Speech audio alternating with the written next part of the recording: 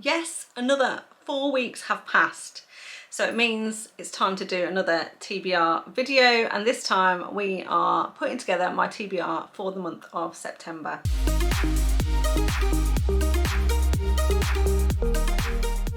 So September is going to be an exciting month because throughout the month of September there is going to be a romance readathon that has been masterminded by Maggie from Maggie's Books and Stuff. She put together one last year which had a Bridgerton theme, and this year is all going to be around Phantom of the Opera. And I'm super excited that it's taking place. I'm really looking forward to getting involved. So if you haven't heard about this romance readathon, I will link Maggie's video and making the announcement and explaining how it's all going to work and everything in the description box down below. But essentially there is going to be 5 teams, so you can pick which team you're going to want to be in, and then all you have to do throughout the whole month of September is read, and you can read absolutely anything. It doesn't even have to be romance books, but for every page that you read you can score points for your team, and you have the opportunity to earn bonus points depending on what you read and what the tropes are and other various factors. Maggie will explain it all. Like I said, go and watch that video if you're interested in taking part. As part of this as well, not only can you earn points from for your team, but you can also steal points from other teams. And also the Phantom of the Opera himself is going to be out to sabotage the teams and potentially trip them up along the way. Now last year this got really competitive between the teams. Everyone started to really strategize about whether they were going to hold on to points, try and steal points, what was going to happen, and it was absolutely just a fantastically fun way to read. So it didn't absolutely affect the number of books that I read, and it didn't really even affect what I read massively, because like I say, every book you read is able to score you points. But it was just so fun.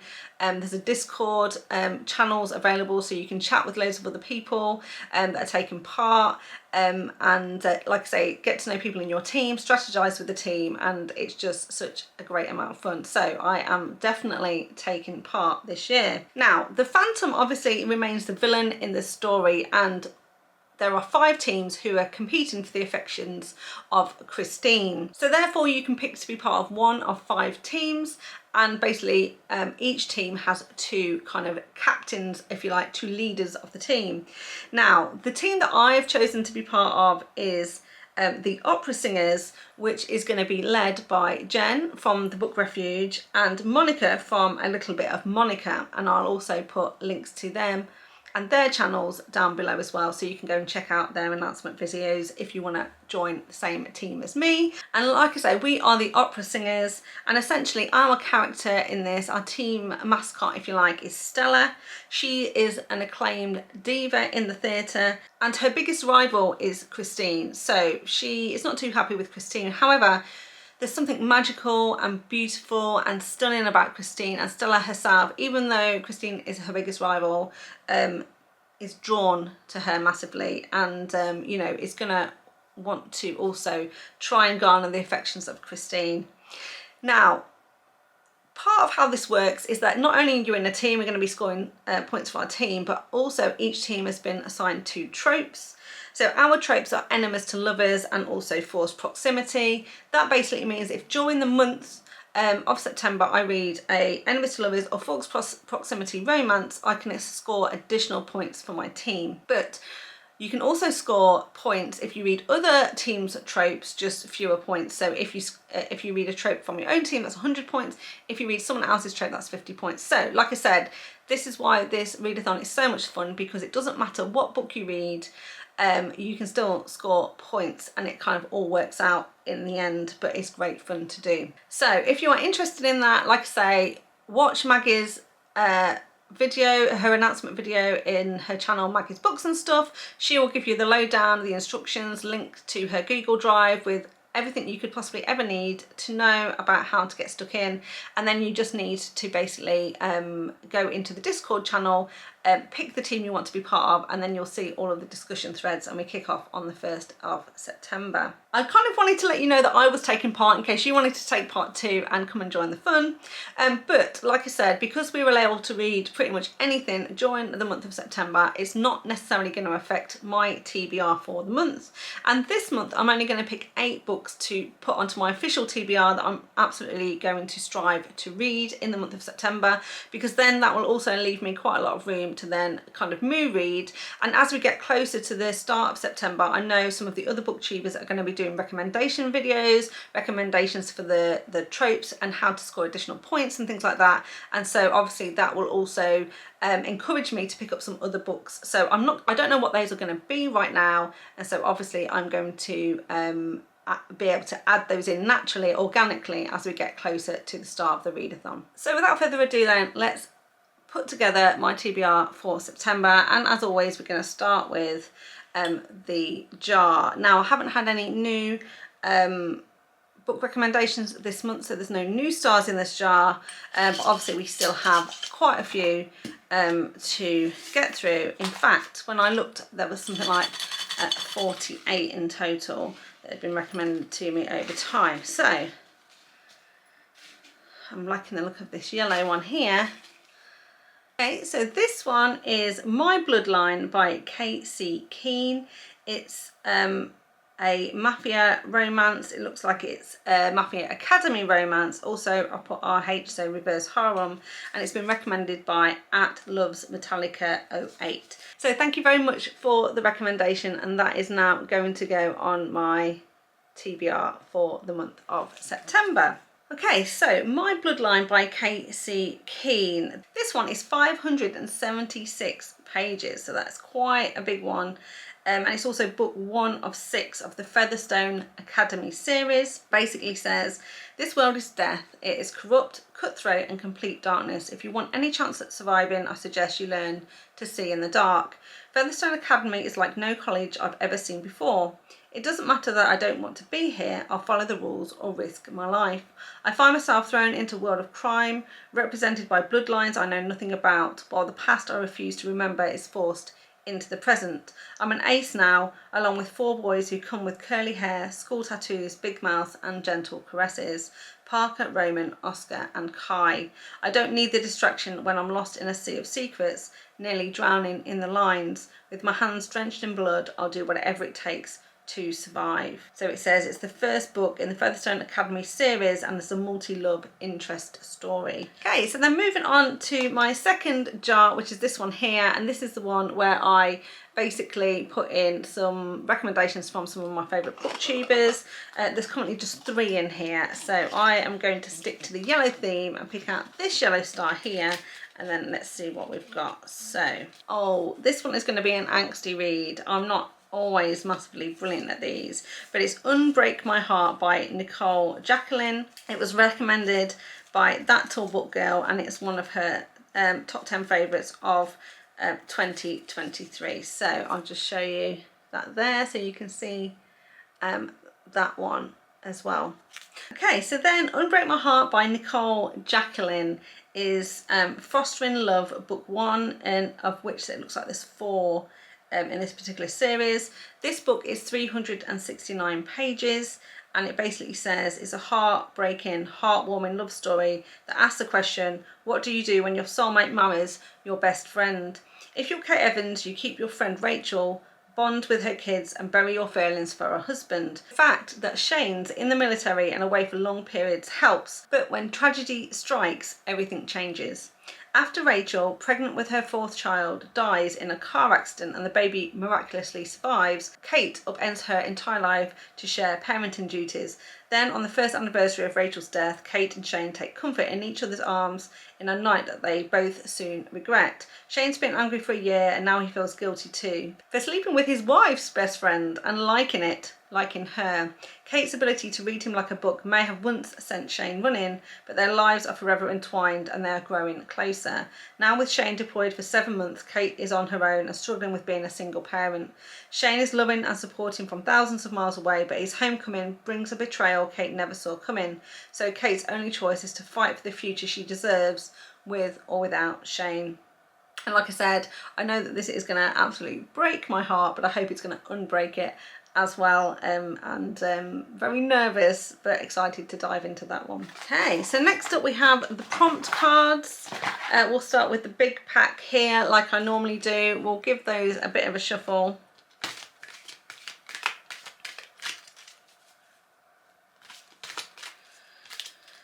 And then pick one out from the middle here. So this one says, choose a book written by 2 authors. So I'm just going to look through my TBR to see if I can find one of those. Okay, so for this one, which is a book written by 2 authors, I'm going to go with Sold by the Siren, which is a dark romance, and it's written by Lexi Hart and Greg A. Russell.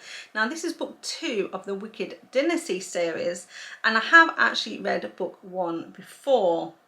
Now, book 1 was a debut novel by Lexi Hart, and it was called Bought by the Beast, and it was sort of like a dark mafia sort of romance. And at the time, I only read it once. It was quite a long time ago, but at the time I remember absolutely loving it and really wanting a second book, which took some time to come along. Now, this second book is actually written by Lexi Hart as well, but also Greg A. Russell has also co-written it with her. And I believe from when I was researching it about this one, Greg Russell was either a narrator or an editor or somehow connected to the first story, and he loved it so much he asked Lexi if he could basically participate in supporting writing the second book. So this is, like I say, by Lexi Hart and Greg A. Russell, and this is also just a short one too, at 222 pages, which will probably be a welcome relief from some of the longer ones that I've already picked out. So this one is Marika. My family has been my world. From swimming with my sister, my uncle's antics and storytelling, to writing songs for artists in my dad's music studio. Now that I'm an adult, it's time for me to move out, be on my own, and do the one thing my father has held me back from doing: sing. What I don't know when I sign a contract with a big-time music producer is who she really is and the kind of people she does business with. When one of those people, a big blonde man, storms into my life and makes my body sing, I have to learn how to contend with everything in this dangerous new world I've entered, including him. And then Joseph. Looking at my blonde hair and blue eyes, you wouldn't be able to see my scars. They're deep. So deep that I feel absolutely nothing when I'm inflicting physical scars on anyone who dares to cross me or the organisation I'm next in line to take over. The Russian Mafia in Philadelphia.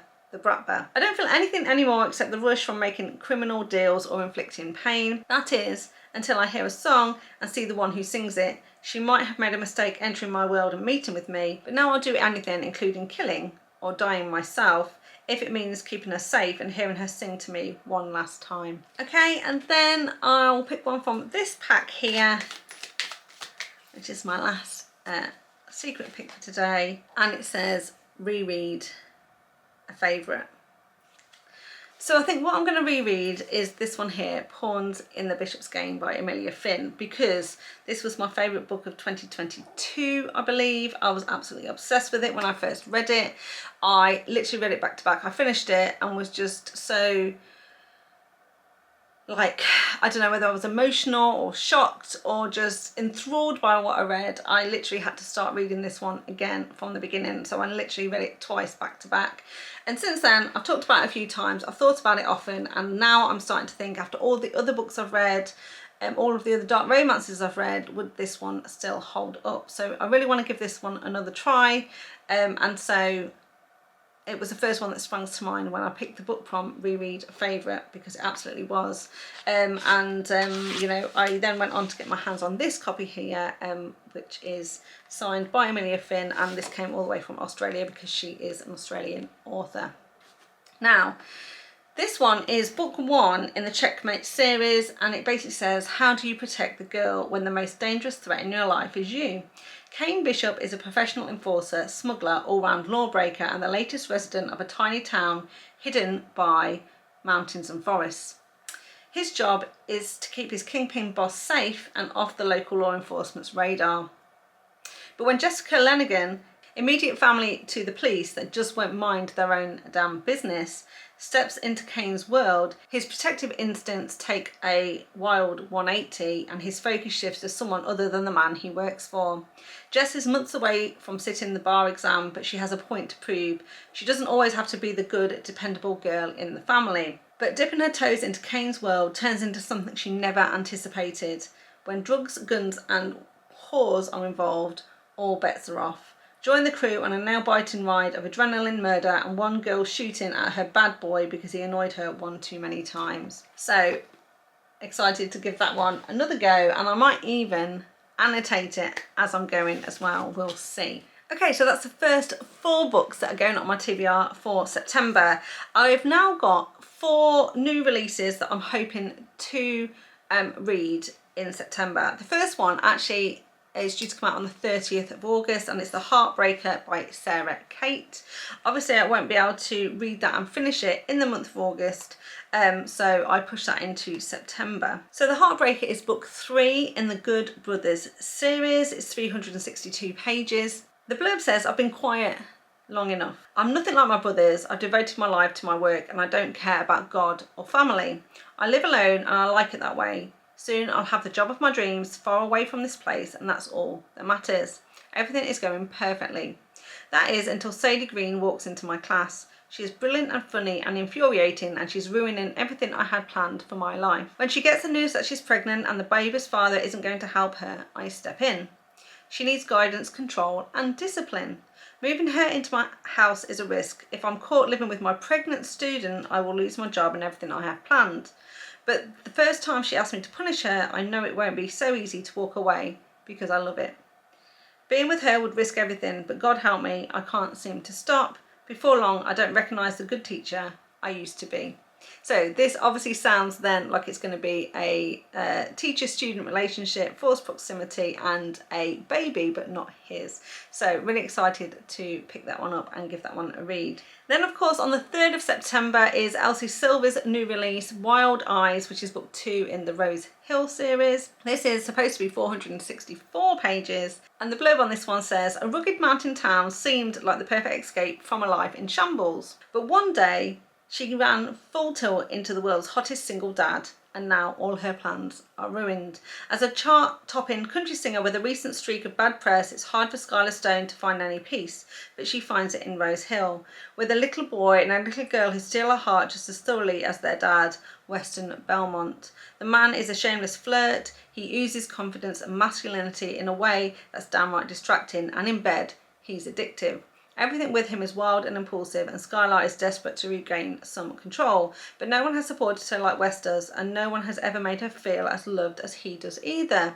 So while Skylar's brain says settling down with a small town horse trainer is impossible, her heart says she's right where she belongs. Still, her life as a celebrity haunts her. It has the power to pull she and West apart. She can see in his eyes that he wants her to stay, and she wants that too. But she knows better than anyone that you don't always get what you want. So then one that I'm really looking forward to is The Wraith King by Juliet Cross. This is a gothic romantasy, The Rise of North Gaul, book 1. And it basically says that it's a brutal, bloody war against the ruthless Wraith King has cost the Light Fae more than innocent lives.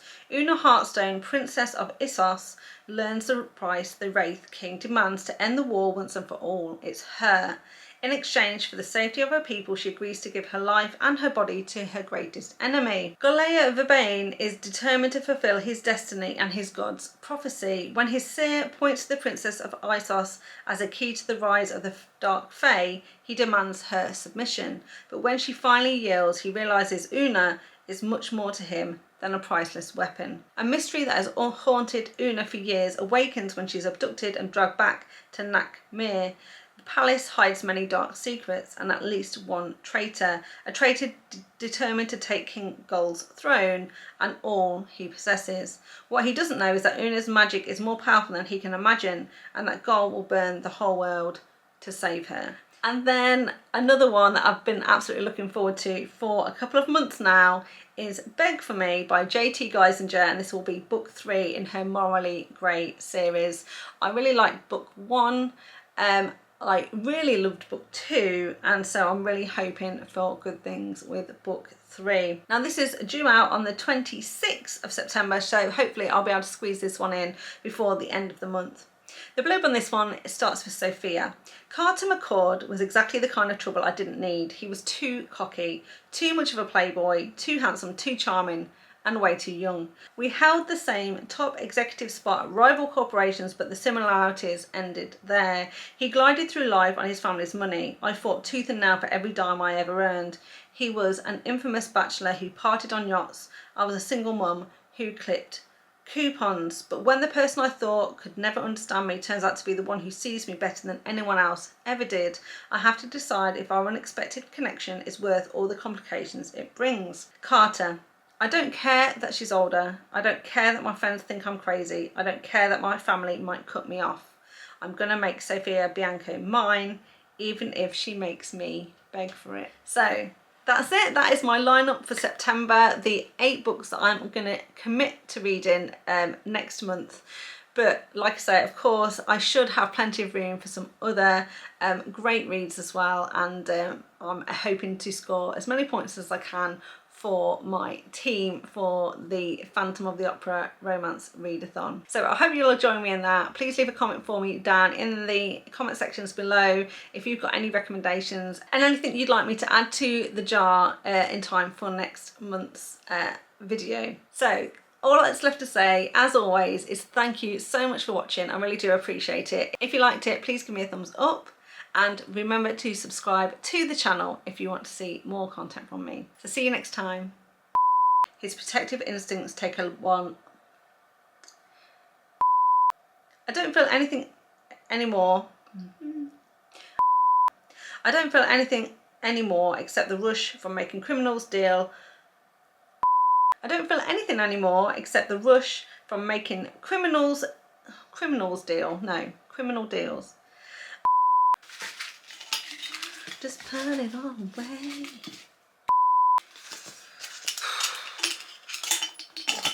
Right. Sleeping with his best friends. For sleeping with his best. The fact that Shane's in the military and away from long. The fact that Shane's in the military and away for long periods helps, but when strategy.